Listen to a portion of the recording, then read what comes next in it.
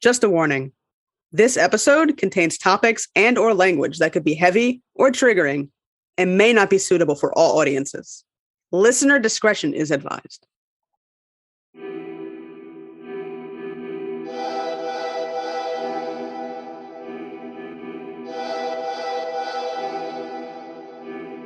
Welcome back to Bound by the Cloak. I'm Zoe. And I'm Chandi. And this is the stunning conclusion of Shannon and Wayne's story. Last time, we left off with Shannon and Wayne getting separated. Do they find each other? Let's find out.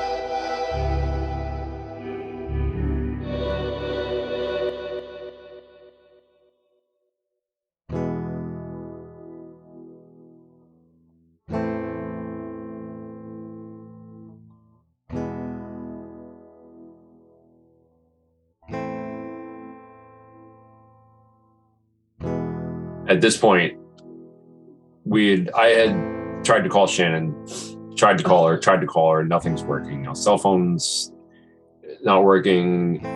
Data would work, so like we were able to text, but it was so delayed.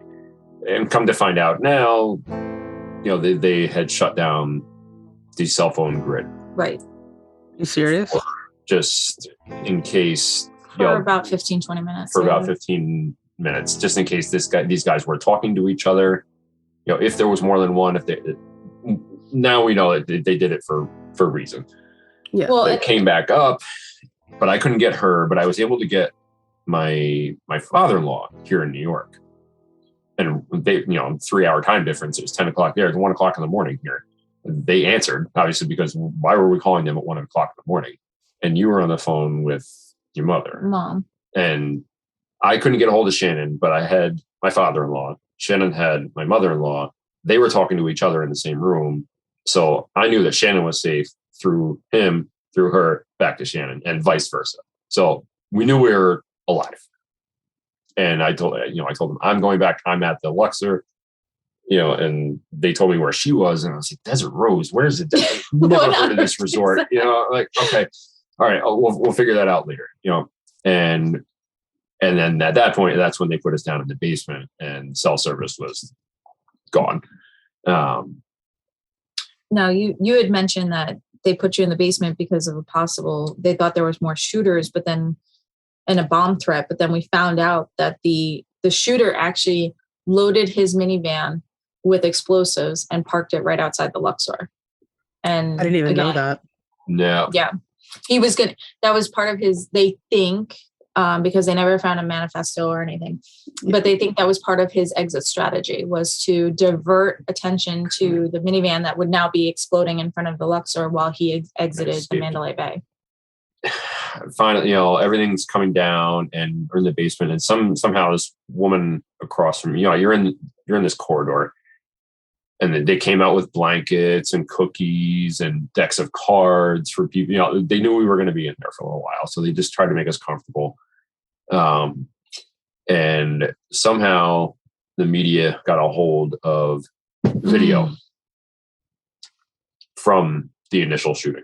Somebody, had Snapchatted it or somebody filmed it and sent it right to this news, or somehow they got their hands on it.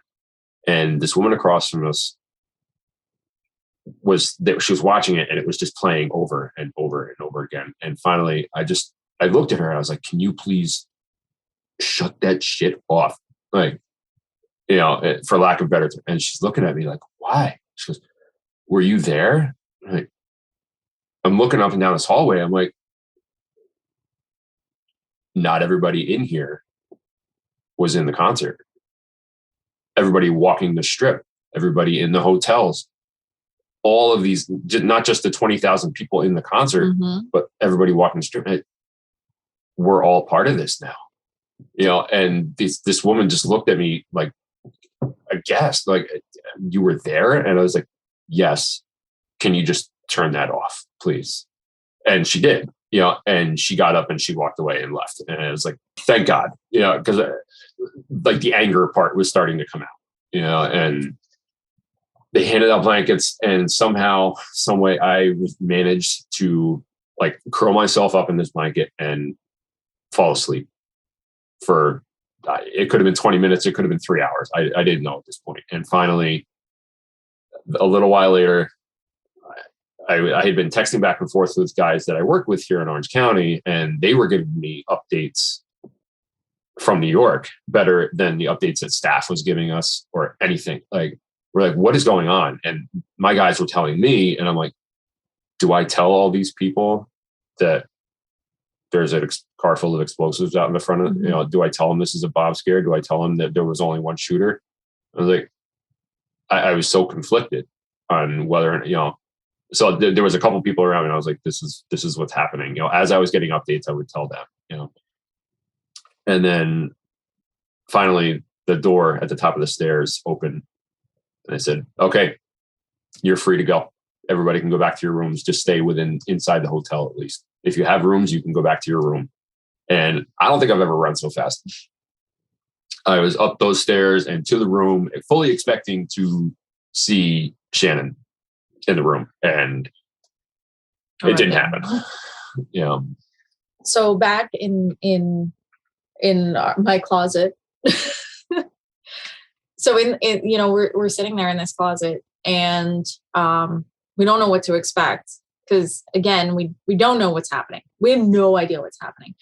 And then the two guys that were there kind of monitoring us, I don't want to say monitoring, the two guys that took control of the situation, that was putting everyone in rooms, came in the room with us.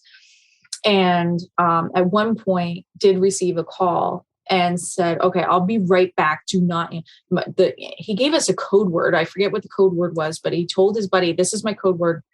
Do not open the door unless I say the code word.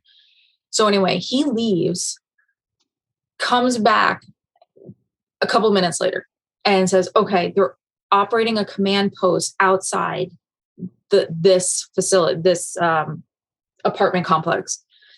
And I immediately gave this sigh of relief, because I know that in emergency services, the only time you establish a command post is when you're in a safe zone. So I was like, okay, we are in a safe zone. This is good. Not 10 minutes later. So we're on the ground floor. So there's a sliding glass door right onto the patio, which actually it's the patio and then the parking lot. So it wasn't a high class establishment. But so all of a sudden somebody knocks on the patio door with lights, shows himself and says, this is Las Vegas police. You are not to open this door under any circumstances. Find a place to shelter, and runs away. And at the same time, the guy comes back to the door, knocks on it, gives a secret password, comes in, and he goes, all right, we gotta shelter right now. I was like, what? Talk about roller coaster, right? And I'm like, we were safe. What just happened? And they said they think there's additional shooters hidden behind the dumpsters in the parking lot. I'm like, oh, for every expletive known to man. And my girlfriend's just sitting there, just kind of like shaking. I'm shaking, and I'm like, what the is going on? And they never came back to tell us that it was okay. After about an hour, all of us just kind of went, well, if it hasn't happened by now, and what broke it was somebody else goes, I can't take it anymore. I have to go to the bathroom, because there's 13 of us in this room, and we're all sober now. And, somebody's like, I just have to go to the bathroom. I was like, oh my God, I have to go too. Because you're not paying attention to your bodily functions. Do I have a headache? Do I have a cut arm? I don't know. It's in the medical field. We call it shock, right? I have no idea. I just need to survive. And I don't really care about anything else at this point. And so, during that time when I'm in this closet with my girlfriend, I am trying to call him, and somebody else has Scanner Radio on. It's an app that it still exists, but it's kind of locked down now. There's a lot of protocol that's now in place so that people can't do what we're doing, for the safety of the officers. Yeah. But at the time, it was still open. And so we were able to listen to Las Vegas radio, to the police channels, and listen to what they were saying.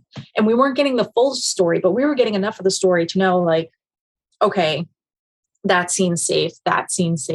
Okay, they think there's multiple shooters. Okay, no, now they think it's the 1+1. They thought there was one on top of the gas station that he mentioned before that was shooting into the crowd because it was on the corner. And it actually took up a corner of the venue.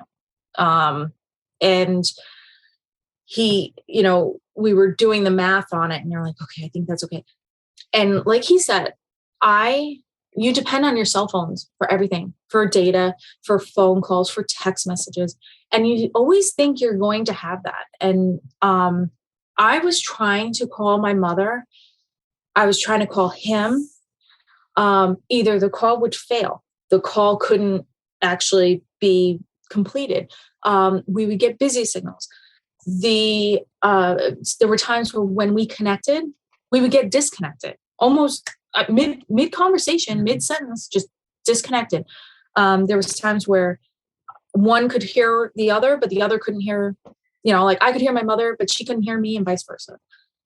And we started getting very inventive, and we were like, okay, well, let's send text messages. Well, the text message thing worked, and forget data. Data, forget it. Text messages and phone calls were your best bet. Everyone was on their damn phones trying to upload video or upload like anything data intensive on apps. So Facebook Messenger, all the things that are apps that actually take up data and aren't riding off the true cellular backbone, forget it. Don't even try to use it. Text messages, we started to realize, so we knew data was out of the picture. Phone was sketchy at best. Text messages were the only thing that would come through eventually. So we started text messaging, and we noticed we were getting all the messages through, but they were sometimes delayed, sometimes up to 5 minutes, sometimes up to 10 minutes. So we're putting this together in our head, and we're like, wait a minute, let's send a text message with the timestamp. Just yourself. Just look, I'm sending you this message. I'm in the closet, blah, blah, blah. I told my mother, I said, I know we keep getting disconnected, but I'm in this room at this hotel, and it is currently, 12:57. I'm just making this up. But that's what we would do, just to make sure that she knew at this date, this time, this is where I was, and that I was okay. So, but they did. They shut down the lights. We heard them tell them to shut down the lights because they thought the shooter was in the venue. And then they realized, they thought the shooter might be in the venue. The second shooter might be in the venue. But they turned off the lights so that the shooter at Mandalay Bay couldn't see into the venue anymore, because he was basically, we were fish in a barrel. Yeah. We were surrounded by a fence that we couldn't get out. He was aiming for, think about it. So he was aiming in the venue at us. He had his backup plan in front of Luxor with his own minivan full of explosives.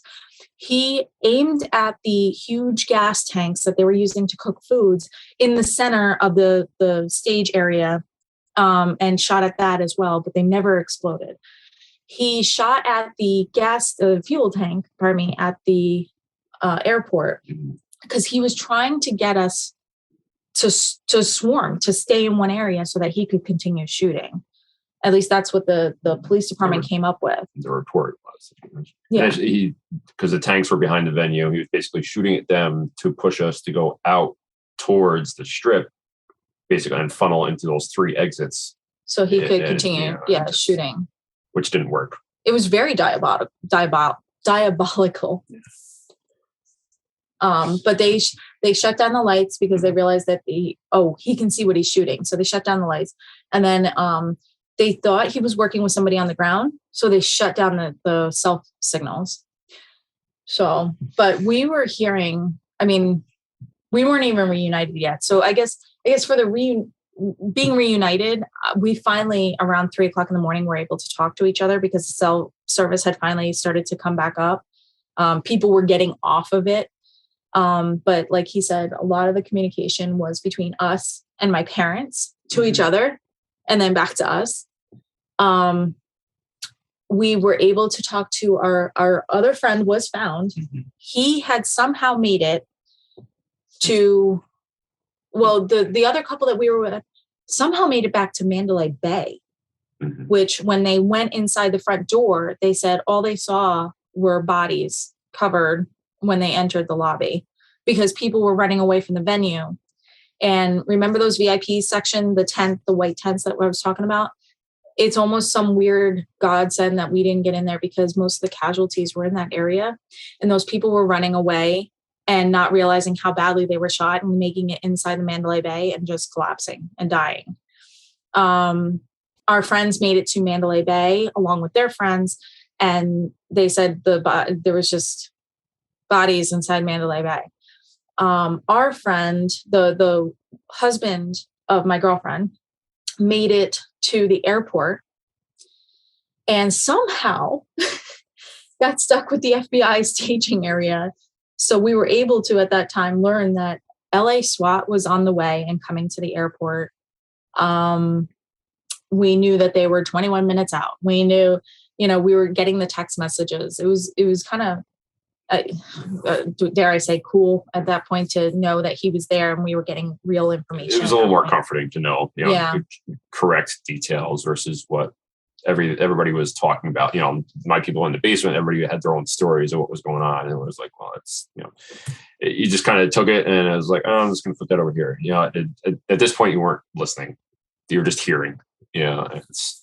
We finally got reunited and about 4:30, 5 o'clock in the morning, about 5 hours after. Well, and they had finally knocked on our door. The police department came, knocked on, or no, sorry. So my girlfriend works for the emergency services down in Florida as well. Her dispatch called the hotel and in turn called our room. And so was giving her updates because they figured out that the cell service sucked. And they were like, are you kidding me? How are you getting phone calls? She's like, I don't know. They found me. But she had heard from them that they were going to let us go soon. And so sure enough, 45 minutes later, we received a call to the room stating that the police department would be coming and knocking on the door. And they did come knock on the door and they said, listen, if you are staying locally, if you are okay, if you want to go back to your rooms, everything is clear now and you can go. But you cannot walk. There was a straight line. When you walked out that door that we came in, there was a straight line to Luxor, but you weren't allowed to do that. Everything in that area was blocked, crime scene, couldn't go. So my girlfriend and I walked around and I forget the name of the street offhand, but we walked in front of Hooters at the time, the hotel, and walked up and crossed the street onto Luxor or the Flamingo. No. Yeah. And then crossed the street and went into the Luxor and then went through the Luxor because I was not walking out on the strip. And they were adamant that you couldn't walk through the hotel unless you had a wristband from the event or if you showed a room key. Mm-hmm. And I was like, oh my God, my room key is in my purse. My purse is in one of the lockers at the venue. And, spoiler alert, I don't get my purse until 3 weeks after the event, 4 weeks after the event. So I'm about ready to just break down and cry. I am the strong person. I've been the strong person throughout this entire event. I've held it together. And somebody literally looked at me and says, you can't come without a key card. And I'm doing the math in my head. And I'm like, I just want to get back to my room. I'm tired. I haven't slept. I'm not even hungover at this point. My stomach is in knots. Like, I just need to get back. And they literally looked at us and they said, you're staying at Luxor? And we said, yes. And they said, it's okay. Just go. Because my shirt's torn almost in half from jumping one of the fences. I don't even know which one. We've got blood on us. And all I want to do is get back to my room and see my husband. So we're walking through Excalibur. And first of all, on the way to Excalibur, we saw 2 bodies covered. And it was so weird, because people were hurt, ran away, and then we're no longer. And so everyone's just like in a daze, just walking back. We have the blankets that the hotel actually gave us blankets. We walked with those. then we got to Excalibur, and you could tell people were huddled in corners because there was piles of blankets, and people must have just gotten up and gone. I have a picture of blankets just on it's not the escalator, but it's the fast walking one, right? And they're off, but there's just blankets hanging everywhere. Like everyone just must have taken refuge there. And hearing about the night before and hearing all these stories, like even in the moment, people thought there was multiple shooters because people were getting shot and running away. And then they were going into the Flamingo. They were going into the Tropicana. That's the one that's on the corner. They were going into the Tropicana. They were running down to MGM. They were running down. And so people were coming in saying they were shot. And the reports were coming in that, oh, there's a shooter at MGM. There's a shooter at New York. There's a shooter at, and so when we were listening to the radio, that's how all these people, right? It made its way down the strip.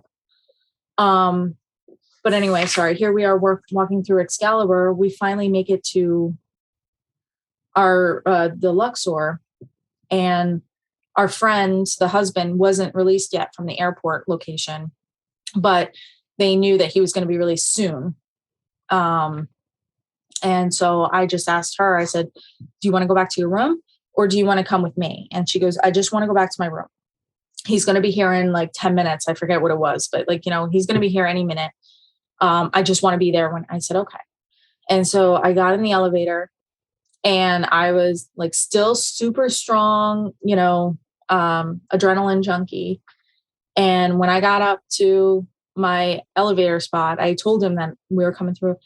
I came up to the elevator, the doors open, and he was there. And when I tell you, I cried and we collapsed. And the two of us were just like, oh my God, what just happened? I mean, that was like 5:30 in the morning. So it was about 5:30, and everything had started at 10:05, 10:04.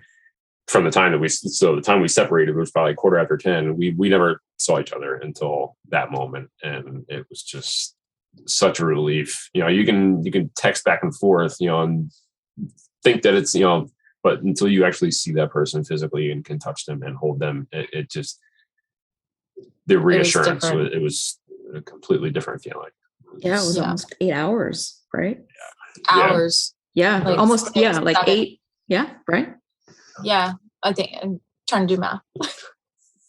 But yeah. So that's our hour and a half explanation of what happened. Well, it didn't stop there though. Yeah. So first of all, it was the first time when I was in the room, we both got mad. We did this thing, and you want to talk about a regret? I regret this. I think you do too. What happened was we had these wristbands for the event, and he looked at me. He's like, I want this thing off right now. Like that was the immediate response. I want it off. I don't want to remember this event. I need it off. I need it off. Please get it off me right now. So we cut ours off and threw them in the garbage. Now, knowing now, a lot of people kept them on, and they kept them on for a year before cutting them off, or they kept them on until they went to therapy and they processed everything and they felt better, and then they took it off. Some people left it on until they healed. And I don't know when I would have kept mine on but I don't think I was ready that day to part with it. But I did it because I was like, well, I'm the person in a relationship who holds on to everything. And so maybe he's right. Maybe I just need to let this go. And I did. And I was like, I regret that a lot. Now we were like, we should probably take a shower. We should probably, because, we knew our plane was supposed to leave at 8:30 ish. And I didn't have my purse, and we didn't know how we were going to get home or through security. And I couldn't think anymore. I'm exhausted. We're exhausted. I don't even ask me to process what on earth just happened. And I started taking off, getting undressed to go take a shower. And he looked at me and he was like, good God, are you okay? And I was like, did I miss something? And sure enough, from jumping the fences, my whole abdominal area from across from my belly button, it was just black and blue. It was totally black and blue. And then I had one good size mark on my thigh as well. Thank God nothing punctured, but it was, I didn't even know. I didn't even know. And then I looked down, I was like, well, I'm sure it's fine because I'm not in any pain, I don't think. And then I was like, yeah, but I'm also in shock. I was like, yeah, but let me just take a shower. I mean, like, it was totally, we made it this far. Let me just take a shower, please. And so I took a shower and I was like, no, I feel fine. We're going home today anyway. It'll be fine. And so you took a shower as well. And then we went down for breakfast. And we're down in the Luxor at breakfast, and our friends come and join us because they're going to hop on a plane too. And we're in the middle of breakfast, and one woman comes running up, like screaming, coming through the buffet area, and we're like, what is happening? And all of a sudden security comes in and escorts everybody outside. Like, and we get to go in the basement. Everybody out. We're like, what? No, out and across the street. We went outside. We went in the basement. Yeah. Because you were like, I was in here last night. Oh, yeah. And it was some kind of scare. They never really told us what, but after about 3-4 minutes in the hallway, they were just like, okay, you're clear. You can go back. And we had to walk outside and then back into the venue. And I was like, I'm done. I want out of here. Yeah. I'm done with this place. Yeah. I don't want to be here anymore. I don't want to be here. Let's pack up and get out. I don't care if we can't get on our flight. We're getting out of this hotel. And we ended up not being able to get on our flight. But our friends from Pennsylvania who had missed their earlier flight got our seats. Were able to get on our flight and got our seats. Yeah. So it all worked out. They were able to get home. Yeah. And then it So we take them to the airport. We take the couple that we came with from Florida to the airport. We find out about our friends from Pennsylvania getting our seats. We kind of laugh it off a little bit. And we're on our way to the airport and we realize I don't have anything on me that identifies me at all. Nothing. I have nothing. And in my moment of, listen, I worked in the airline industry for 15 years and I did do some security projects, and I get what you need to board a plane. And in my extremely exhausted state, I was like, we can't board the plane. He's like, why not? I was like, what am I supposed to do? How am I supposed to get home? So we're like trying to figure out how my parents can overnight my passport. And then I'm having anxiety because what if it gets lost? Like I'm just having issues. So we go back to Luxor. No, we actually went to Excalibur. We went to Excalibur because Luxor was sold out. And we go to Excalibur and we said, listen, we need to stay. I need to stay an extra night, just an extra night. We need to figure out, I need to sleep and I need to figure out a game plan because I can't think straight. And they said they were sold out, but they totally understood what happened. And so she went back and she called New York next door and said, I got people here. And I think we got charged $35 for the night. Mm-hmm. We stayed at New York for the night in a very nice room, not a suite or anything, but in a nice room for less than $100, all said and done, taxes, you name it. And they got it. They understood. They got it. They were the level of compassion and was amazing. Just realizing, they got it, and it wasn't typical. It was like, come in, give us your money, and and leave. And they were like, nope. The hospitality level was amazing, exponentially. Like it was really kind of cool. So I will say, saying that night was, you got really mad that night at dinner and even the next morning. We came downstairs. We finally gone upstairs and taken a nap. Basically, it was like 2:30 in the afternoon. We finally came down and just were able to crash. So we come down. We're like, we need to eat. We need to eat something. We haven't eaten since 5 p.m. the night before. And pile of booze on top of that, and then the adrenaline, and then finally, half eating during breakfast and then getting escorted out. And so And of all places, we got to stay in New York. That's where we're from. We're back home. It was kind of a comforting feeling. And we get down, go down to the lobby, and the doors open up, and we walk out, and it was like nothing ever happened. All these people were gambling, they're eating, they're having a good time, they're doing, and we're just, I was just like, don't you people know what just happened less than 24 hours ago here? And like, but Sunday, this was a whole new group of people. It's Monday morning. It's Monday morning. Everybody that was coming for the week comes in, on Sunday, and it just, they had no idea. They had an idea, but it didn't affect them. And just, it made me kind of angry. I was like, you should be mourning, you should be sad, you should be fearful for your life. You should, and they're gambling, they're eating, they're drinking, they're having a good time. And I was almost jealous of that.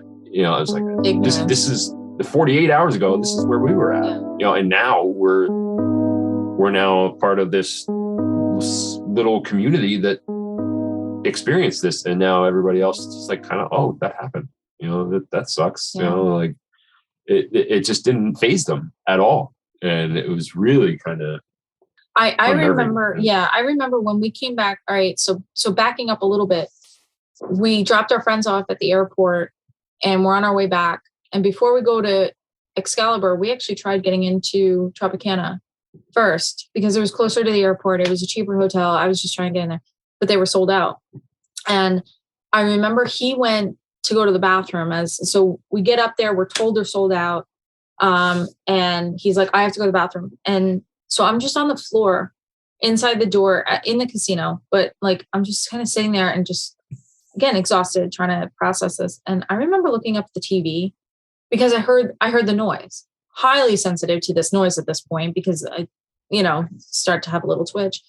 And I just looked up and, I swore I saw our group on this video, because going back to what he said about the Coca-Cola things to our left, they were these mini containers and they stacked two on top of each other and had a third.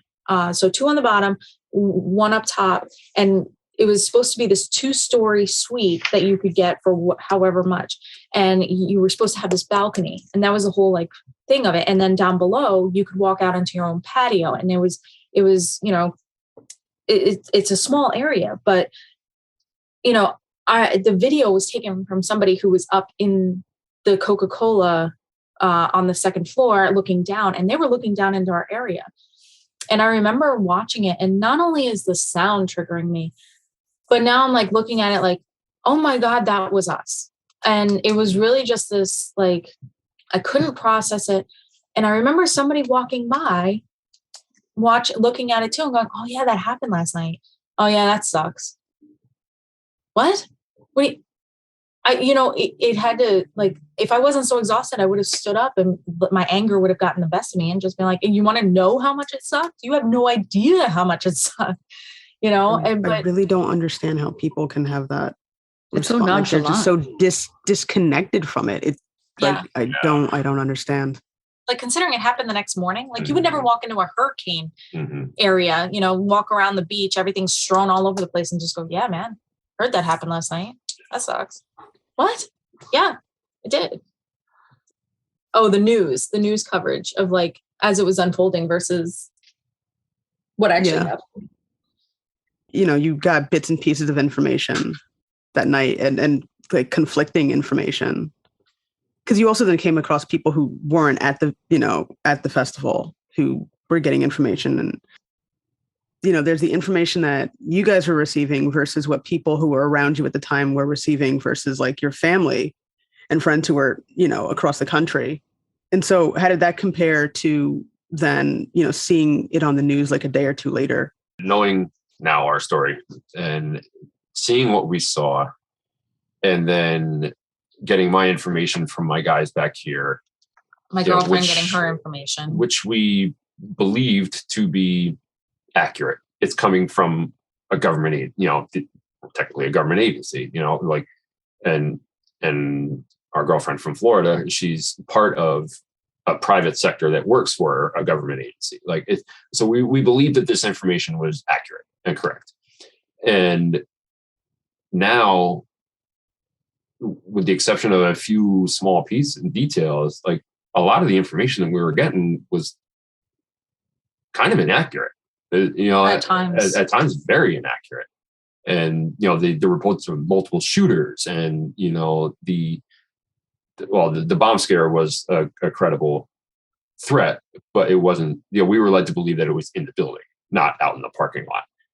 And just as time went on, as the details started to come out, and then it was kind of contradicting of what we knew. We lived it. We knew what was happening, and then the details were kind of like, well, they said it lasted 15 minutes. It felt like 2 hours. I looked at my watch. I was like, it was an hour later, and I at the time I still remembered hearing gunshots. And I was like, they said gunshots only lasted for 15 minutes. Like the perception of time really just threw everything off as well. But then I think the last big piece of it was when the Nevada, Las Vegas police came out with their official report. Yeah. And 35 pages or so, it was like probably the hardest thing I've ever read in my life. With pictures, and not of him, but of just everything in the room, and explaining in detail, and all of a sudden it really started to make sense. Yeah. But this was months later that this report finally came out, so there was a time of uncertainty of what to believe and what to do you even believe yourself? Because you know what you know. Well, don't you? Like that's what really kind of messes you up a little bit. Was you're always sure you put that laundry basket over here, and then somebody's like, no, you didn't, and it kind of messes with your brain a little bit, and you go, but I know what I know. And they're like, yeah, but you kind of didn't do that. Mm-hmm. And you start to question everything about your sanity. You're like, okay, I'll give it to you that maybe I put it somewhere else before I put it there, but I swore I put the laundry basket there. That's what it's like. Because, listen, during the event, everyone thought it was fireworks. Everyone that we've talked to was like, I thought it was fireworks. Then I will tell you from my personal experience, I thought at some point there was a gunfight going on the streets. Then I was like, oh my gosh, there's multiple. And then even on the radio in the event, during the event, when I'm in that closet, scanner radio, those cops were talking about, I don't know if it's the police. I don't know what channel they were on. It was not my phone, but there was discussion. Maybe that's the best way to put that. There was discussion about possibly a shooter on top of the gas station, and then working with somebody inside the event. Then it was, no, there's a shooter, which they knew about. I shouldn't say that. That really was the first thing, that they knew about the shooter coming from Mandalay Bay. They found it because of the light reflection coming off the window when he was shooting. So they were taking care of that. And then after, like in the moment, I think, listen, being in emergency services, I get it. Sometimes you got to get there and just assess the situation. And I don't have any information to share with you because I'm trying to figure out what the hell's going on myself. And you know what? I almost want to be like, you know what? Go figure it out. And so, but does that cause confusion? It absolutely does. But I don't want to blame the people who are in charge for not giving us all this accurate information in the middle of this happening, because I'd rather they spend their energy to go, take care of the problem. And that's exactly what they did. They found him. They found the room. Listen, there's a little bit of debate about should they have gone in sooner? Should they not have? It is what it is. But the fact that they found it and they had a plan and they were getting ready to breach the door when they realized that he killed himself, I'm okay with that. They didn't wait outside for hours. It was fast. It was fast. It was, but in our minds, obviously, it felt like hours. Yeah. But there was no, at least from what, obviously what we saw, like the venue was full of cops, and they were very well marked. They had these bright yellow Yeah. neon yellow shirts. Like there was no lack of presence. They were there. No, it felt good. And it was very comforting. Little did we know that 1,500 feet away, 32 floors up, that's where it was going to come from. But going back to your, what we saw on TV versus what we experienced, the first couple of days was pretty real.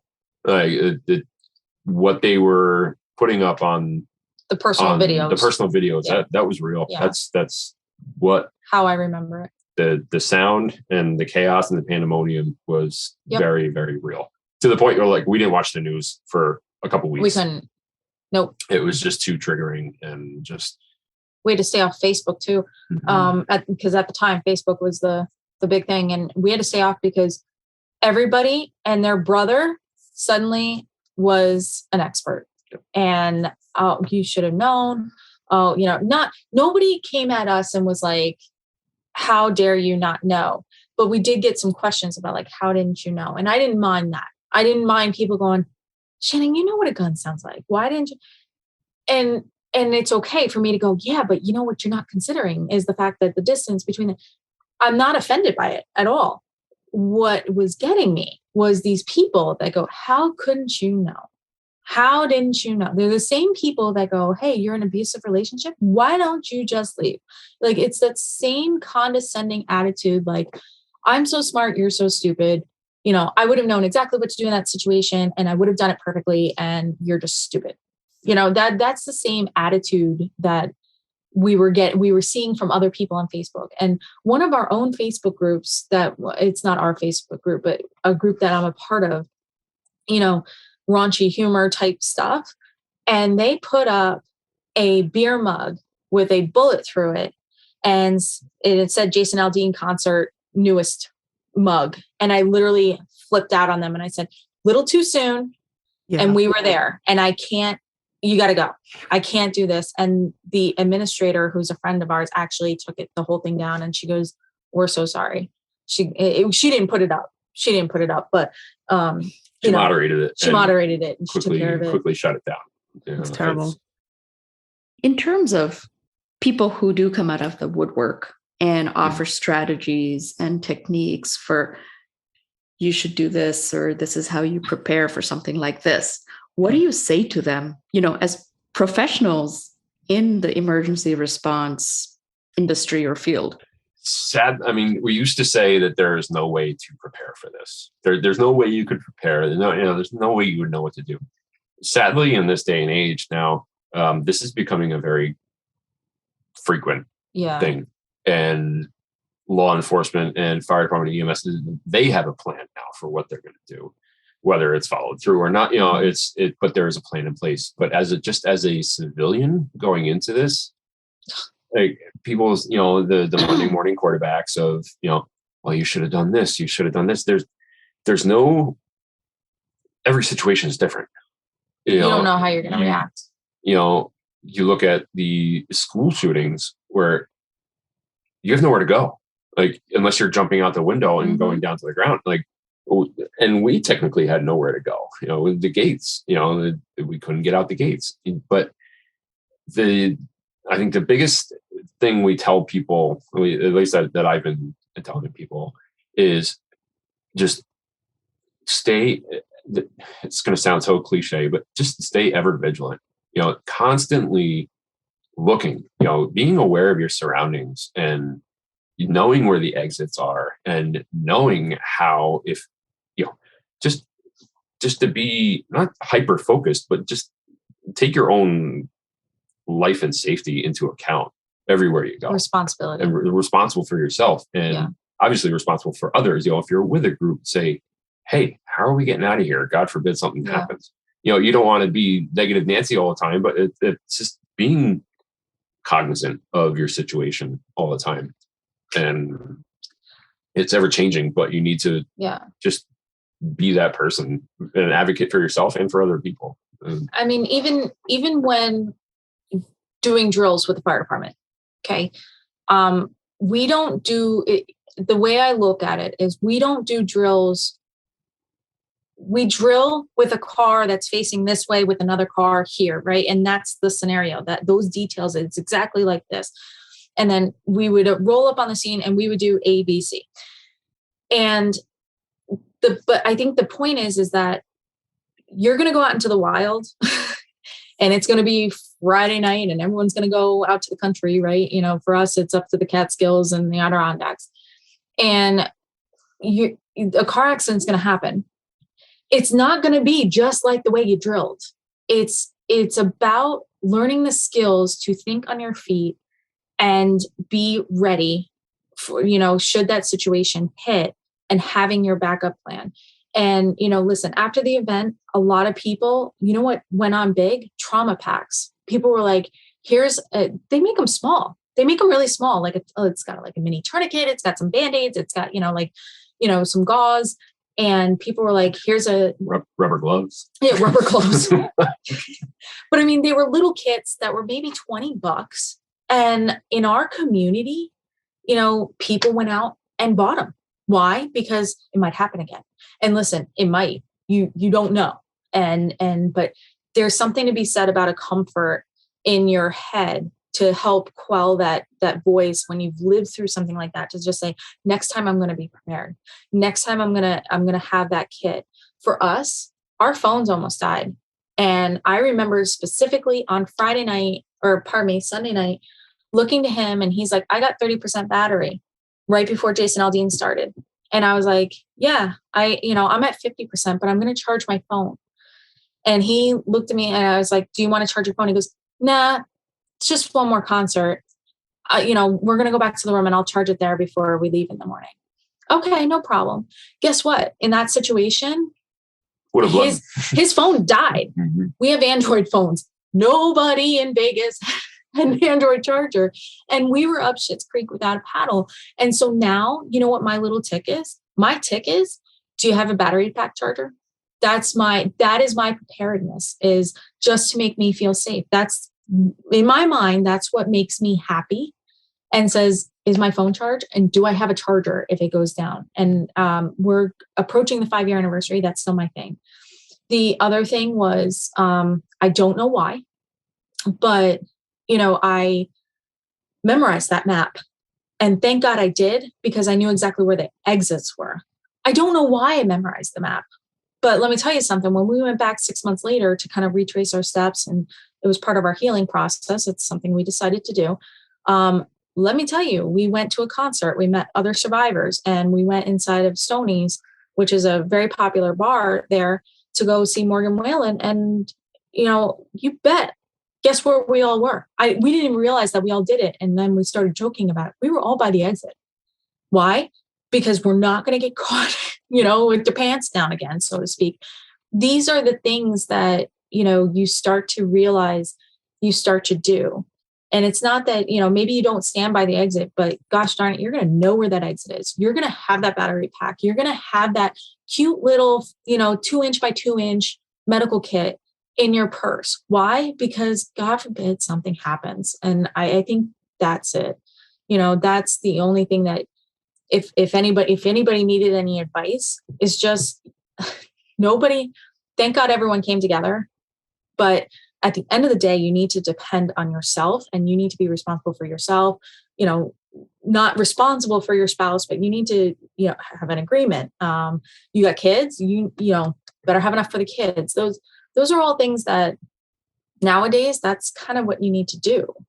And as for the naysayers, or the people who are Monday morning quarterbacking, listen, some of them, I think in the beginning, it's triggering. All right. Mm-hmm. At least it was for 99.9% of us. It was triggering. The rest of us were in denial and came out later on. There was a lot of people who were just in denial, just went back to work, just did whatever. And by not addressing it, they were relapsing or running into issues. I would say it took about 3 to 6 months later, but you started to see them coming out of the woodwork.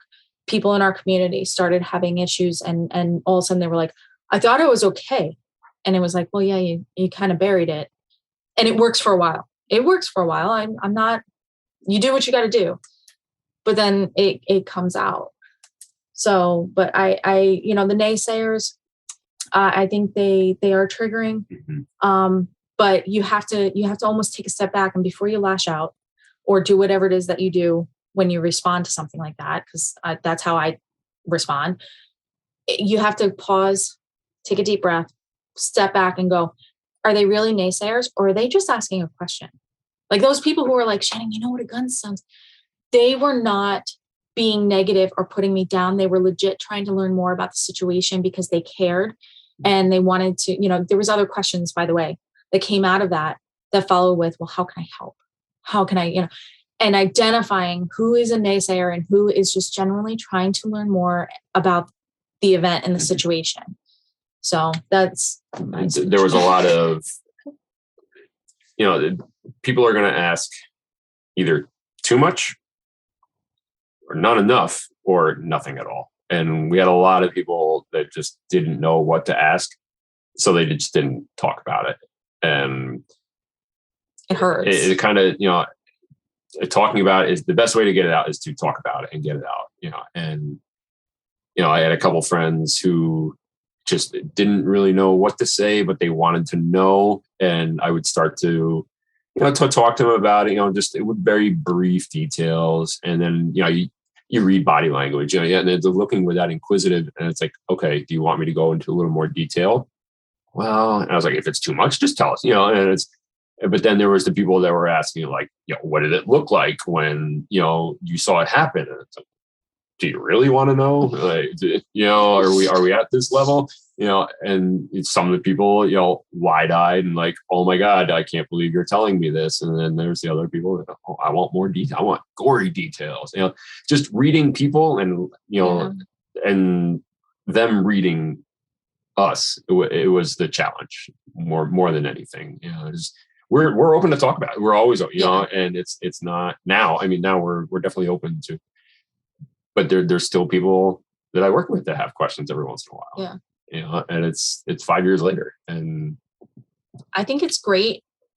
I think it's great every day of occupational, not every day. Sorry. And I don't mean like every day, but like, I think on that level of like low profile, everyday chit chat is kind of how I mean it, therapeutic occupational therapy to talk about it in a safe way. But I would caution anyone who's going through this to not use your peers as therapy. There's a difference between being okay with it and chatting about, like we're chatting about it. We still have a little bit of response, even sitting here telling you our story. It's empowering, but our heart is racing a little bit, you guys can't see it, but I'm actually like, rubbing his leg every once in a while because you start to pick up on cues. But it is really empowering to go out and tell your story because it validates you, it validates your experience, and it makes sure that something that really left a heck of a mark on you is not forgotten. It doesn't have to come up every day, but it's like, gosh, thank you, for bringing this up, for acknowledging that something like this happened. But I think it's okay because I don't know how to put it. Like it's good. You ride a bike every day because, or every once in a while to keep your skills up. And it's good to keep our responses down too. Yeah, it's almost a good coping. Yeah. Mechanism. Like, I don't know. Mm-hmm. And because if I didn't talk about it for months on end, I probably would have, but going to therapy is where the real work is done. You go to therapy so that you can talk about this in a constructive manner instead of like talking about it to get it out and to cry about it or yell about it or whatever, versus if you push things under the rug long enough, right, eventually it's going to come out the other end in heaps. Mm-hmm. I don't know if that was a good analogy, but basically, yes. You know what I mean? Explosive. Like we were seeing people get explosive with their anger, and then the community was just like, oh, you just, okay, all right, well, come on over here. Welcome back to the group. We meet on Tuesdays. There's cookies over here. Nobody got angry that you weren't dealing with it on their schedule. It was people deal with things on their own time. Like everybody has like a different way of coping. And some people like reach that stage of like, okay, I need to go to therapy. They do that first. Some people aren't like that. They want to hold it in and then later everybody's on a different level. Yeah. Everybody's got their own tick, what makes them, or, what makes them tick. And there's definitely I'd say there's a large factor of the survivors that, that we've encountered that have not gone to therapy. Yes. Really? And yep. They are dealing in their own, it's constructive for them, and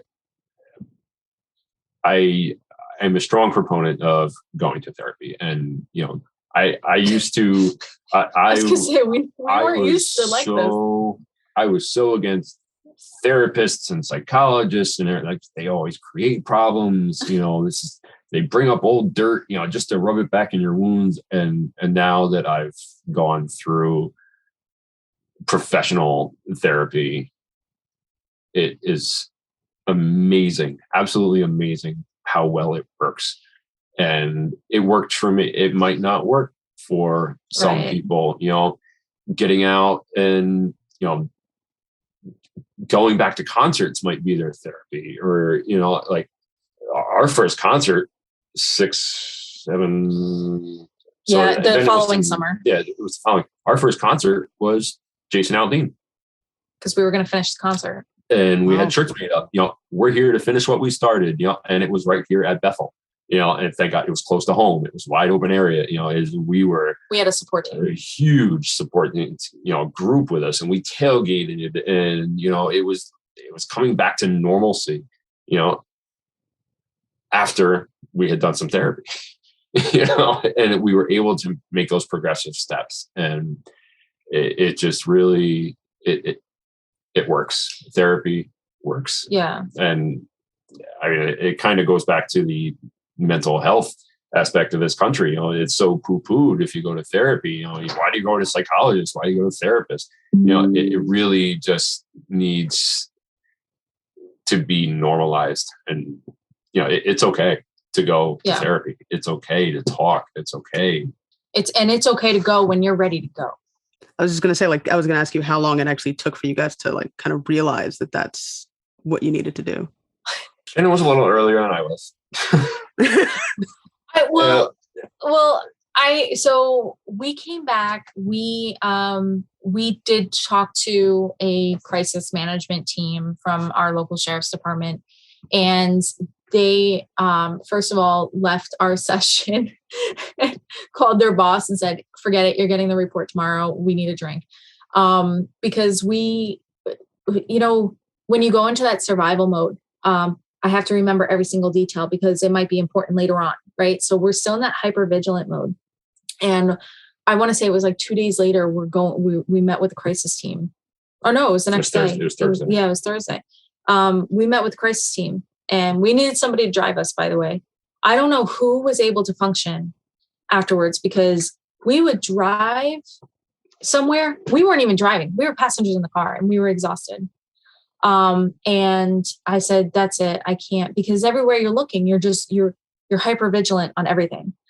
And you're worried about a car crash. You're worried about the plane crashing because we had to take a plane home. Everything's going to go to shit. Like that's where your brain is, because it's in hyper protective mode. I mean, you were at a concert where you were in hyper low mode and that happened, and you're not going to be caught off guard again. Right. So for people that have that type of brain, we were exhausted. Mm-hmm. And when we went and we did that debrief, and then we talked to them one other time. I think it was one other time. We did a follow-up. Yeah, we did a follow-up. And then we did a follow-up in a public place. Yes. With them, kind of like their process, and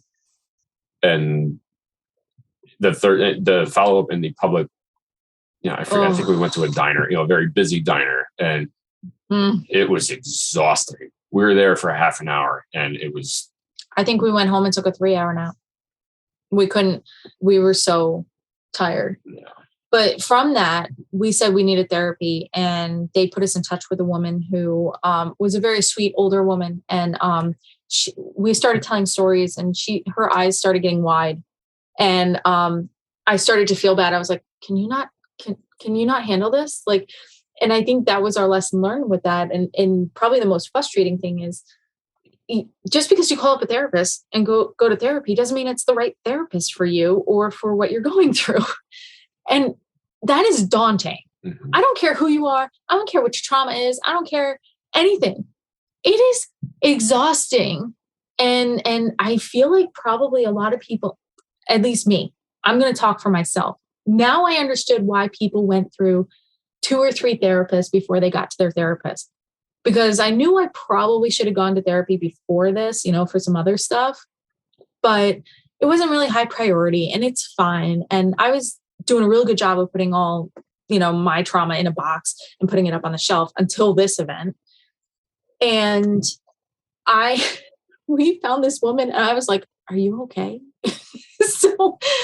And it was daunting. We finally found a woman who was willing to take us and, or take me, because he found another guy, and he was going to go to this other gentleman who was he wasn't a therapist. He was a social, he was like getting ready to retire. Okay. So just to set the stage there. And so I was going to mine, and then I started doing this thing called EMDR. And EMDR was amazing. Oh my gosh, it was amazing. What is EMDR? I've had to do that once. It's, oh my God, what is it? Rapid eye desensitization. Yeah, something like that. Yeah. He's Googling it now. Oh yeah, I was like, I'll look it up too. Yeah. Eye movement desensitization and reprocessing therapy. Sure. Yeah. Yeah, I'll just Google that later. Yeah. Your eyes are closed and you're Yeah. doing either a tapping or, some kind of just repetitive. Okay, got it. It's, as you're telling your story, or as you're working on, and you work on blocks, and That's probably the one bad thing about it. Personal. unpacking and repacking and unpacking. And then once you're done, you pack it all in a box and you just kind of put it up on the shelf. And this is the analogy that mine gave me. Yeah, and, mine too. Yeah. And you take it and it's up in the box. You can pull it down and look through it whenever you want, but you've dealt with it. And it's okay. And it's filed. Over a period of time, and it's. So probably the most frustrating thing for me with the EMDR was, so the first session that I went through, and he did as well. And Shandy, maybe same thing, but they go, okay, so today we're going to learn the ground rules and we're going to establish your safe space. And so you're basically learning that it's about alternating, like even on your legs, you can do it yourself. You can tap yourself. So as you're telling the story, the idea is that it's going to calm down. Mine had electronic like buzzers, and it would buzz. Alternating. And so, alternating. So I would just hold it, and it would do that. And she said, if you're ever in a situation where you don't have this, you can just do it yourself as you're telling the story, and it's supposed to calm you. And then they go through exercises where they say, listen, we're going to create a safe space, because if it gets too much, we're going to go to your happy place. That's what I'm going to call it. For lack of better terms. Yeah. So cliche. Yeah. It's just like, think of the person that makes you the happiest, could be real or not. And then think of a place that makes you happiest, real or not, a color. And there was something else. And then, so the idea is that you have these things in your toolbox. I did the EMDR first, and I was telling him, I'm like, what's your therapist doing with you? And he's like, meh. And I'm like, yeah, I think you need to find another therapist. And what had happened was, it was 4th of July and the fireworks were happening. And he was in bed shaking. And I looked at him and I said, and meanwhile, I had done the EMDR. And so it was affecting me, but I was using the tools in my toolbox. I was okay. Like, I wasn't like, okay, but it wasn't great. But I was like, I know what this is. I can go outside and take a look at what it is. I can acknowledge it. I'm here. I'm breathing. They go through the whole like sensory thing. Right. And I'm working through this, and he is in a puddle in our bed, just shaking. And I'm like, No, just in a ball. You were in a ball. We can leave that part out. Leave out the puddle of sweat. Okay. But he doesn't like the puddle, please. But I mean, like he was curled up in a ball and just like shaking and like literally saying, I don't like it, but I'm okay. And I'm like, yeah, no, you're not okay. And so it spurred him to find somebody who did the EMDR and to go through the process. And he did amazing. You did amazing. Like the therapist basically said, she was like, you are textbook for this process. She goes, it took about 8-9 weeks. Yeah. It was about a 2.5 month process. But at the end of it, the weight off my shoulders was unreal. Amazing. And kind of, not to go too deep in it, but I resolved some issues with, friends of ours that I was having some issues with, and like I was able to come back to that and just recognize it and clear it out of my head, and felt a million times better. And the guilt was gone. They say survivor's guilt. It's a very real thing. Yeah. It's very real. Like we were 4 people away from one of the first people that got shot. Like why? What we were over there earlier in the night, and then we kind of shifted. Like what if we stayed there? Like just that whole survivor's guilt mentality is very, very real. So I didn't have guilt per se, but I definitely had it. I wouldn't call it guilt, but it was like that what you just said about, oh my God, that could have been us, and followed by, this was such a senseless act. Like I'm not like, ooh, thank God it wasn't me. That is not the attitude. And the guilt for me came from this society expectation that I was supposed to feel a certain way. Like, oh, that happened. You're supposed to have guilt. And if you don't have guilt, that means you wanted the other person to die. No, that's not what that means at all. That just means that I don't feel guilty that I'm not the one who died. I'm grateful to be alive here today and to help the way we have helped and to get through this process. However, I'm still pissed at the shooter because other people had to lose their lives. That's what that means. And I think I hate that society tells us that we're supposed to feel a certain way. Anybody's supposed to feel, oh, in this situation, you're supposed to feel this way. No. And by the way, I might, but I might later, and if you don't feel this way, like honestly, survivor's guilt, I hope nobody feels survivor's guilt. Truly, because I've known people who have committed suicide because of survivor's guilt. Is that what you want? No, that's not what I want. I want you to be mad at that person who decided to do what he did that night. And I want you to be grateful and do something positive with your life. That's what I want. You shouldn't be feeling guilty because you didn't get shot too. It's not a game. Nobody wins here at all. So I think that's really powerful. But I think support afterwards sucked. I will say this. Unfortunately, we've had so many of these mass events. And I hate that everything is a mass shooting now. 3 people got shot and it's a mass shooting. I don't know what the tie-off is, but it's really diluting what the term mass shooting actually means. Granted, ours is the worst in American history, and I hope it continues to be the worst in American history, because God forbid that anybody else has to experience this. This is horrible. Hopefully, we'll start to see the end of this. I know we probably won't, but you know what? I'm going to put good vibes out there. But for as much that has happened, the fact that we don't have a system in place to respond to this, when it first happened, when we were sitting in that hotel room at New York afterwards, just decompressing as much as we could, we were told that they actually put out there, they said, unless you have been shot and or injured, and unless you were a family of the deceased, you should, don't call them. They're too busy dealing with the deceased and those severely injured. And there was people severely injured, right? But for the rest of us, We had nowhere to go. You had nowhere to go. You had no resources. You were good enough. Just try to get home on your own, you know? And that was painful. And it wasn't until a couple of weeks later, when they put together, it wasn't the Las Vegas Resiliency Center at the time, but they did form something where they were like, okay, now you guys can come to us.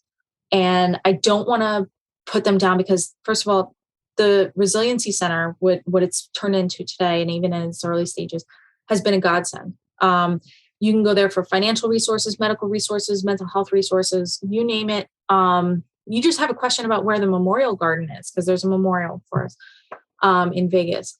They will do anything. You want to stop in and say hi. We went in there every single time we've been there. We've tried to go in there, and they always make time for you. They always say hi. They always give you a snack, like, which that's really how you get me. You give me a snack. But they always took care of you. But going back to this, they should be the template for this, because let me tell you something.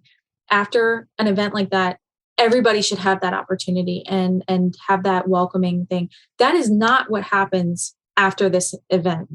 That is not what happens. There's a lot of confusion. There's a lot of people going, oh shit, I guess we got to do something. You know what? There should be a playbook in place. And the only thing you should be figuring out is who are you going to pull off of their current job to go fill that real quick while you figure out the long-term plan. Starting from scratch every single time of support and everything that I just mentioned, that's unacceptable at this point in the game. Columbine happened in 1999. That was one of the very first mass shooting events, especially in a school. And unfortunately, it's only gone up since then. Why don't we have something in place? They're so worried about gun control, which I'm not here to debate the gun control piece, but why are you so focused on that? And you're not focused on these victims that you're leaving high and dry, whether they're injured or not. This is crazy. There's almost no victim advocacy for any of this. And like Shannon said, the Vegas, the process was a little slow to start, but now they've got a process, and if that can get implemented into, God forbid this ever happens again, there's some form of structure that everybody can follow, and just get the process moving a little bit further. Like, thank God, Shannon's really good at, we're keeping receipts for everything, and we're in therapy sessions and this and that, and thank God we did for those first couple of weeks, because we were able to submit them finally. And they said, it took a little while to get the ball rolling on it, but they took care of us, and they've got it down to a science now. They really should be a template, in my opinion, for it. So that's one thing to keep in mind for these people, because if we didn't have a friends structure, a lot of people unfortunately turn to Facebook, to these Facebook groups, because that's what they were looking towards. And unfortunately, there's no verification on that. So in the beginning, when people were joining the Facebook groups, some of these people were not in attendance. And who on earth monitors 21,000 people who are trying to get into a Facebook group? It's hard. And there were some people who were taken advantage of. Articles were written, right, and quoted, and yet no permission was ever given. Why? Because they saw it off Facebook. It's really, but people are in a very vulnerable state, and they're in a group, and these are my people, and I should be able to talk about it. And, that you get victimized all over again. So a lot of poachers, people coming in just, claiming to be victims and joining these groups and having nothing to do with it, and just taking those stories and, broadcasting it to the world when you thought you were in a quote unquote safe place, right. In these, survivor groups, and right. People were getting it. Fortunately, it did not happen to us, but we know some people. We've heard some really horrible stories about. It's really unfortunate. But as for like support here for us, it was very varying. There was the people that wouldn't leave us alone, because, and thank God, because they knew that we needed that support here. And then there was the people that just said nothing, did nothing, like it never happened. Or worse, would get together with us and wouldn't even ask us, not that we wanted to talk about it, but like there was just a A lot of people had just no acknowledgement of it. Probably the best thing that happened was we received a new fire truck right afterwards, 2-3 weeks later. Mm-hmm. And we were like, okay, we're going to go because it's the firehouse, and it was a small member only type of event. And so we knew there weren't going to be too many people there, but the people that we knew, the people who were going to be there were people that we knew. And probably the best thing that happened was a couple of people just came up and hugged us and said, I'm here and I'm so happy that you're here and I love you. And, and that was it. And I don't know what to say, but I just wanted to tell you that. And it was just like, oh, thank you. Like that right there. You don't have to know what to say to me. I don't know what to say to me. I'm starting this new therapy session next week. I don't know, but the love and support, just the friendly love and support, and just knowing that they don't know what to say. I don't know what to say, but if I need something, they're there and they're just happy that I'm here today. That was probably the most powerful thing ever. And what did they do? They did nothing. They gave me a hug and they said some words, and it was the most powerful thing ever. The best thing ever. That is something. That is something. They did do something rather than not, say anything. Not acknowledge it. Knowing that you have a support structure, I think, is really like, they may not, like Shannon said, they may not know what to say, but they, they're there. Mm-hmm. And I mean, sadly, there were not a lot, but there were some survivors that didn't have that structure, and yes, they're no longer with us anymore. Yeah. And but if they had known about the victim advocate program in Vegas, or knowing that there's, what I think it's 3,100 people in this Facebook group, the survivors, like, we're all there. We if one person to talk to, and could have maybe changed that course of events. But just knowing that you have a support structure, even if it's this big, is huge. We actually did a couple things afterwards, therapeutically for ourselves afterward, that most of the people that were at that concert, from what we can tell, are from Southern California, or California in general, and Arizona, and of course, Nevada. There were other people. There's one of the people who passed on that night was from Alaska. So these people are from all over the place. And we recognize that we're one of the few people that are from the East Coast. And it was hard, especially the Vegas Resiliency Center in the beginning was doing a lot of stuff, but they were doing stuff in person. And that was hard because right now we have a group of probably about 120, 150-ish in our East Coast group who, are east of the Mississippi. So we got people, in Michigan, there's a couple people in Michigan, Ohio, Florida, Pennsylvania, New York. Yeah, literally all on the East Coast. But we also had somebody from Germany. She was in Germany that she flew out to go to the concert. And she was just like, you want to talk about isolated? How do you explain that one? If you're an American, what happened? Well, I went to Ireland and there was an explosion or there was a shooting, and there, how do you, and then you come home and, I'll equate it to this. For us coming home to New York, right after 9/11, I flew home September 10th. And of course, I get home the night of September 10th. The next morning, 9/11 happens, right?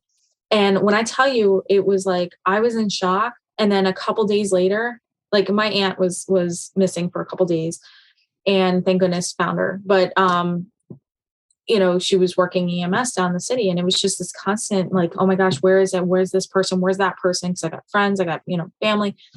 And even a couple days later, here I am living out in Arizona, and these people are like, man, yeah, 9/11, that sucks. Anyway, are you going to lunch? And it was the same thing here, where Las Vegas was still in a state of shock. New York was still in a state of shock, right, during that situation. And here we were just, we're still in this state of shock, but it didn't happen in New York. And everyone's just kind of like, I don't know. It was difficult. It was very strange. So we created the, we actually worked with a couple people that I think, was there 5 of you that were administrators of this group, just an East Coast group on Facebook.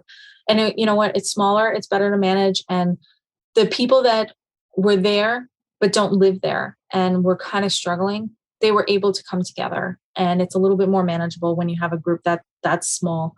The other thing that we did was we started a 5K running group. We did honor 58K.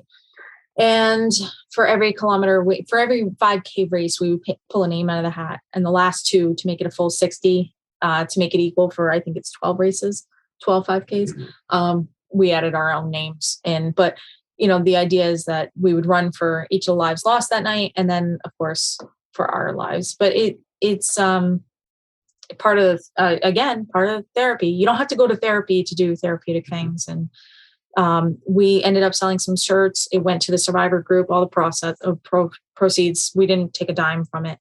And there was a lot of people that participated in it. And they were like, thank God you started this because it got us up and moving. And I was like, yeah, that's what we needed too. And so that's all it was. There was a little bit, there's an approval process. There's like 3 or 4 questions. You have to answer. Okay, good. Were you there? When were you? Where were you? Just to confirm, that it's legit. 'Cause like I said, we did have some problems with poachers. And, Yeah. But yeah, if anybody is interested, it is you're more than welcome. Survivor and family of survivors. Yeah. Because that's the other thing is that people don't realize is that there's people who were at the concert that night. And then there's people who are the security. Think of the security that were inside the event that were working. We have vendors that were at the event that, they were like, I didn't attend the concert, but I was working the concert. The bartenders. Oh my gosh. What are the can opener things called? The bar backs have them to open up beer bottles. Long, skinny. Oh, Like yeah. Yeah, I don't know thing. what they're called, but yeah, okay. Yeah. Yeah. They were selling those on behalf of the vendors because the vendors lost everything that night. They couldn't get any of their stuff for a couple weeks. You don't think about those people really. They kind of just get lost to everybody else. Like literally when it happened, they were still making food. There was still, the fryers were still on, the stoves were still on. Everybody just bolted, disappeared. Yeah. And we're lucky half of them didn't burn down. Yeah, that's true. Yeah. That's true. Everything was just left on. And when we left, It's probably their signature. They ran out of gas, but Yeah. No, I was saying it was probably their signature revenue source too of the year if they've been doing it multiple years. And no, right. It really. And I mean, what was the other thing that I was? They were just first responders, and there's hotel staff.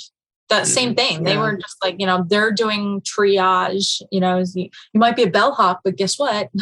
Now you're an EMT. Go. There was.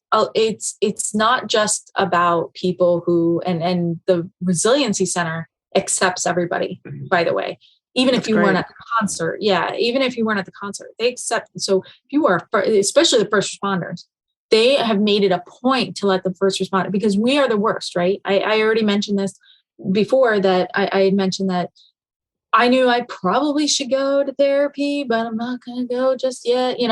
It was never a priority or important. We are notorious. It's not every first responder, of course, but we are notorious in our group for not seeking help. We're usually the worst patients. We are. We are. Which is so important that, you both are advocating for it because hearing it from somebody who is a first responder, that's so important. Yeah. It's such a, I don't know the word, it's so like pushed to the back burner. Like, oh, if you go to therapy, you're weak, no, sometimes you just got to get this crap out. Yeah. And now I will say personally, now that I've gone to therapy, listen, did other stuff start coming out? Yeah, it did. Okay. But something happens when you go through therapy for this and you start to feel okay.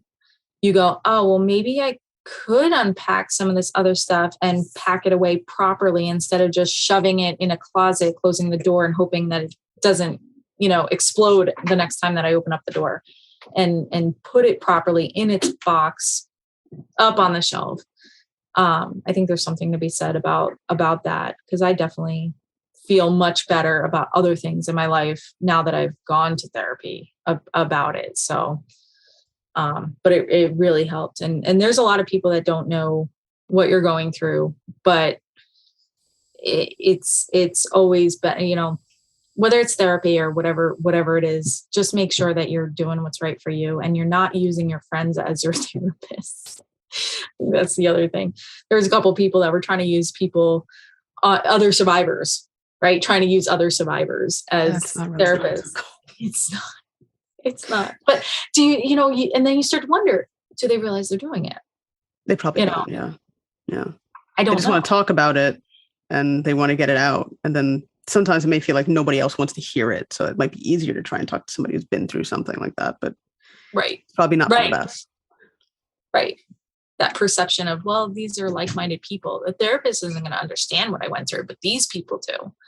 I don't know. I'm not saying that's what they think, but right. But I mean, yeah. But then talking to somebody who has experienced it has its benefits and costs too. And one of the costs is that they're biased. So, you know, they could judge you, you know, unknowingly. Yeah, that's true.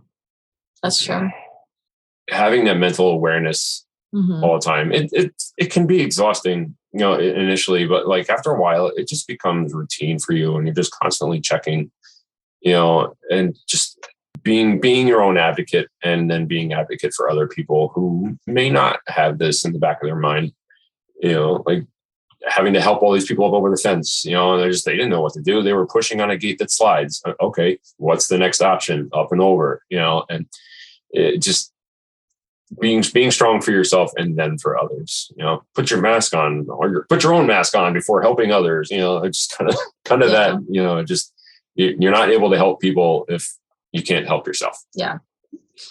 I would say for myself, there's definitely been, I guess, just to recap a couple of things. And now that I'm thinking about this, like targeted question, I have definitely changed some of my daily behavior in that, you know, I do bring a battery pack with me everywhere I go, even if I don't think I'm going to need it, because I don't ever want my cell phone to die. There might not be service. That's a whole nother problem. Which leads me to, you know, he and I now, when we go somewhere, or if I go somewhere with other people, I'm like, all right, so we're going to meet back here, right? There's a lot of that. There's a lot of me saying, okay, so we're going to meet back here, you know, right here at this spot. And if I'm not here, you know, whatever it is. I think also, you know, listen, I'm still working through stuff like this, but I have what I'm calling the negative committee in my head. Ever since that night, I used to be pretty, I don't want to say easygoing, but you know, I'd go with the flow. I would plan, but I wouldn't plan stuff like this. But now I'm like, dude, I got to know where we're going. You know, he wanted to go to a concert in the Gramercy Theater down in New York City. And I was on edge the entire time. Being in a closed space with people like that, I didn't like it. And this is pre-COVID, but I was like, I didn't like it. I didn't like that. I felt like a fish in the barrel again. And it's the same thing. Like every once in a while, I'll go to the gym. And all of a sudden it's like, hey, you know what could happen right now? I'm like, can you just shut up? Like, it's this whole hyper vigilant working through scenarios and I don't think it's my brain freaking out in the sense of like it might happen. It does do that. But what I think it's doing is like, okay, so this could happen. I'm in the gym. What if somebody comes into the gym and does, what am I going to do? That's what my brain does. It's, what are we going to do? All right, well, the exit's over here and this is over here. Maybe I should work on that treadmill instead of that treadmill. And really, I need to just let it go. And I hate that it has changed my behavior in that sense. As a matter of fact, I worked with airlines for 15 years, if not longer. I used to love to fly and I still love to travel. But I get on that plane and it is borderline anxiety attack. Why? Because I am no longer in control and I can't control the situation. And, you know, people joke about that all the time. I'm a project manager, program manager. You know, I direct things by trade. And yet I don't think that that's where this came from. This has been since October 1st of 2017. And what a lot of people don't, a lot of people in our community know, but not only did that happen, but 11 days later, my mom was diagnosed with cancer. And after that, in February, that was October. And then, our dog died in February, and then my mom died in May. I had no control over my life for that time period. And, when you have consecutive things like that, not only that night, but everything that I just mentioned, like I had no control over anything. And so it manifests itself in other areas of life. And that right there is a lot to work through. So, and it sorry, that's a lot. Yeah, it makes you mad because that's not who you were, and you have no choice. It really makes me mad. Sorry, but I think I already mentioned that. It's interesting because I think Chandi, the other day we were talking about that when I had said like I do that, like I do that, the whole like going somewhere and like, okay, if this were to happen, what would I do? That's just my default. And I don't even know what happened to me. Like I don't recall anything. Yeah. But that's just something that I just do. I've always done that. Yeah. And I asked and Chandi was like, that's not normal. Yeah. Well, also I think the people I know are just from a different, they're not first responders. They're not, they're not building, they don't design buildings. They're not designers. It's not about designing buildings. Like it's just complete, like, it has nothing to do with work or any kind of some people like use, like some people go through things and that's what happens, right? That's like a response. And then I don't know why I do it, but it's just like, it's a thing that some people do and not everybody does that. Right. Yeah. But I think it comes out in different ways because actually a lot of the people I know in my life have had some sort of trauma, but they don't. Interesting people. Yeah. Well, I mean, also just from my background. That's true. But they don't think about exits as much. Like, for example, sexual assault survivors, they'll be looking around on the street or if they open the door to somebody. So it's hypervigilance, which is right. And that not being alone or room or it becomes a very real thing. Yeah. It really, the hyper awareness, hypervigilance, it really just constant. And it's exhausting. It is exhausting for whoever does that because your brain is just on. Yeah. It's always moving. Yeah. Literally a full throttle. And it takes a while. Like, I know you were saying you don't know why you do it. I couldn't figure it out. And because I was equating it to, I'm afraid of flying. I've never been afraid of flying. I don't understand why I'm afraid of flying. And it took a couple times talking to my therapist and saying like, oh, I'm going, and she's like, all right, and then she goes, can we break down? Are you ready now to break down why you think you're afraid of flying? And I'm like, yeah, because I'm really angry. I'm really angry. Why am I afraid of flying? I used to fly. So when I worked in Phoenix, I used to fly to San Diego for the day and back. We used to fly to Vegas for dinner and back. Why? Because it's a 30-minute flight. Like why am I suddenly afraid of flying? Like, I'm not afraid of flying. And she goes, it has nothing to do with flying. It has everything to do with losing control of the situation and no longer having control. And I'm like, I don't like you. I'm leaving now. She was right. She was right. And it's like taking the time or a third party to like kind of go, hey, dopey, this is really what's going on. And you don't think about it. The sheriffs that we did our debrief with asked us, they're like, if you guys feel comfortable, we'd like you to come talk to our SWAT team, or they call it a special operations group. That you can't be a SWAT anymore. It's sounds bad. So that they're a special operations group, and we came. We put a PowerPoint together. Like we just literally, and we got pictures, we got maps, we got we took all of our pictures from the weekend, and like. Sounds so bad, but I was so excited. I was like, you want to know about it? Hold on. I got a PowerPoint presentation. It was like a 35, 40 slide presentation. And we brought it to these guys and we played it for them, and like jaws on the floor, just like, these guys are trained for this stuff. This is what they want to go do, and they were just like, oh my God, we never thought about it from the civilian side, and it was really, and Shannon's done a couple presentations for women's protection, women's concealed carry groups. So yeah. Not that you would have been able to bring a concealed weapon into the group, and nor would you have actually done anything in that situation. Right. But it's more of just the advocacy for it, and just getting the truth out there, our side of the truth, and just letting people really know what it's like, and it's and what the response is, and don't think, we talked about this, but like, don't think, oh, I know how I'd respond. Yeah, you don't know shit. We thought we knew, and you don't. Everyone who's lived through it that we've talked to, I know I would totally. No, you wouldn't. No, you wouldn't. You run through ideas in your head, but it's not reality.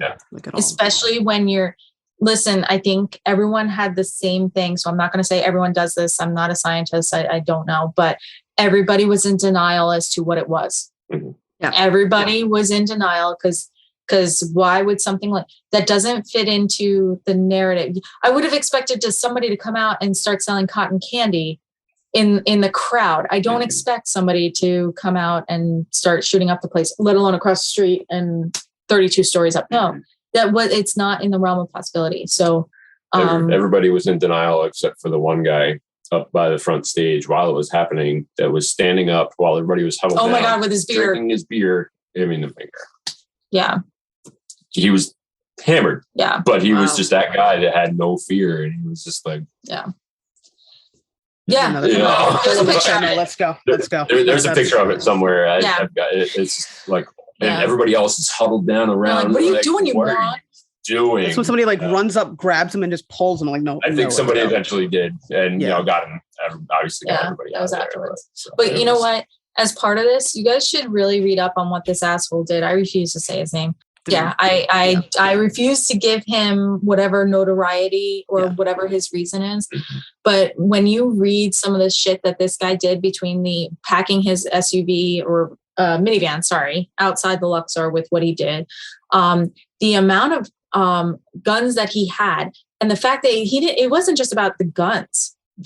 He had took over 2 rooms. And he had one as a stockpile room. He had the other as his shooting room. And he had a air handling system between the 2. Like, this guy thought about shit. The fact that the bellman didn't ask any questions for the amount of bags that he was bringing up into his room. He kept going home and getting more bags and then bringing them back. I would have been like, hold on, sir, this doesn't even make any, what's happening? But this doesn't make any sense. You can't upset your customers in Vegas. You got to keep everybody happy. Or a service elevator. Yeah. You got to keep everybody happy, keep everybody moving. That's why there's no metal detectors, because they won't look good, but now there are security checks daily. I love that. They run through every, then knock on the door, say hello. You must open the door. You must, they don't come in your room, but they take a look in, say, thank you. Have a good day. Yeah, it's if you will not let maid service come in, you automatically, if you stay at a hotel in Vegas, if you do not have maid service come in that room and let them clean for the day, the security comes through and says, well, you have to do at least a security sweep then. Yeah. So things are changing. Things are evolving. I hate to say it, but not the illusion of safety, but the perception of things are starting to feel safer. Yeah. And it was a huge step. Yeah. So. And it's just that hotel or all of the hotels? Across the board. Across the board. In Vegas, anyway. Okay. That's huge. I'm not sure about other. I've stayed at a couple of hotels where they've done that, but I can't tell you if it's every hotel, honestly. But most of the Vegas, especially the MGM ones, you will get checked every single time. Because they also started doing it down on Fremont Street at some of the, I'll say the lesser name hotels, but also as much as like the Golden Nugget that's been there forever. Because is it the Life is Beautiful parade? I think that's what it's called. Festival.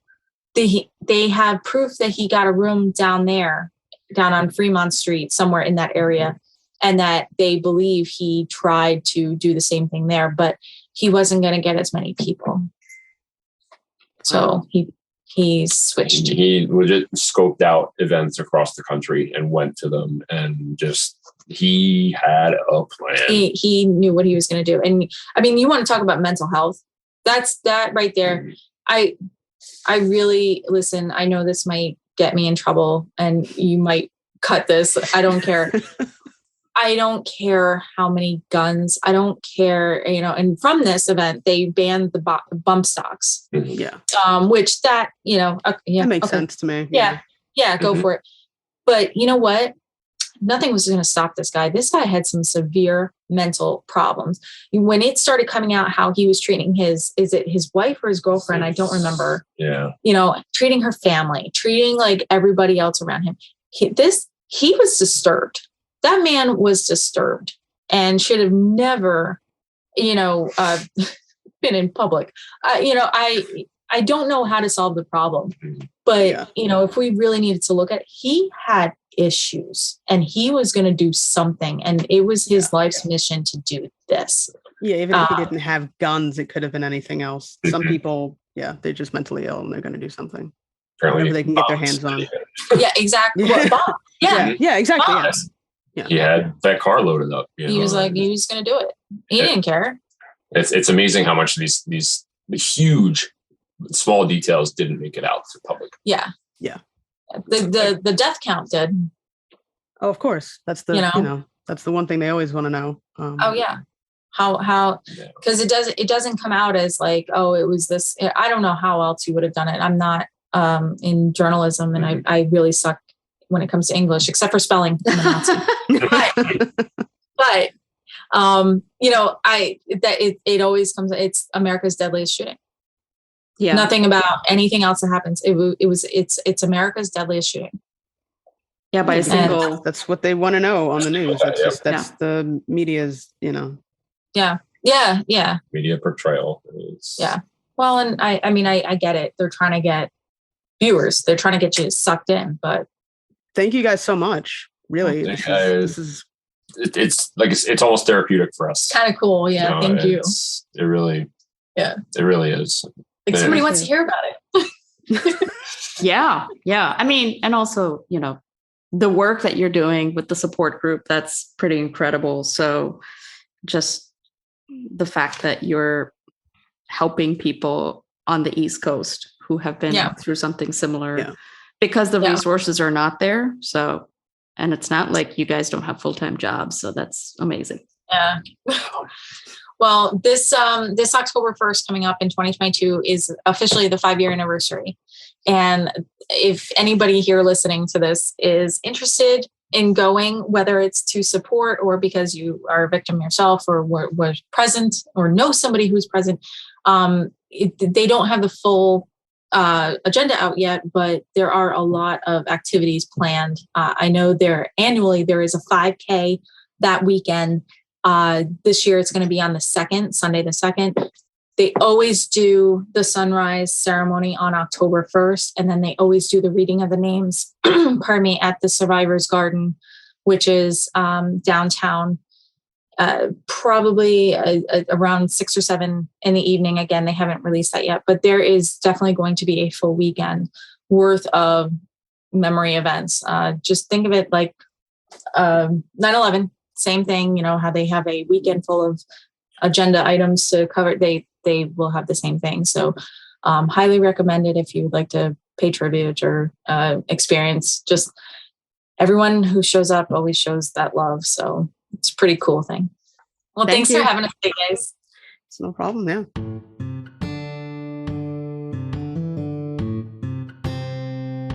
We'd like to thank Shannon and Wayne for sharing their story with us. In a time where there's so many mass shootings taking place, so much violence, so much gun violence, these stories are difficult to hear, but I think that they're necessary to hear. It's necessary to hear how this can affect other people. What people go through in those moments when you're scared out of your mind and you don't really know what's going to happen next. And any split-second decision can mean life or death. And also how this affects them for the rest of their lives. This one single incident, how they've healed or how some survivors have not healed. And all the amazing work that Shannon and Wayne are doing on the East Coast to help provide support and resources to survivors of the Las Vegas shooting. And speaking of resources, we will have a number of resources on our website in the show notes. And organizations that you can support. Well, thanks for listening. Make sure to follow us on social media. We're on Twitter, YouTube, Instagram, even TikTok. And don't forget, we are also on Google Podcasts, Apple Podcasts, Spotify, wherever you get your podcasts, you can find us there. Thanks for listening. We'll see you next time on Bound by the Cloak.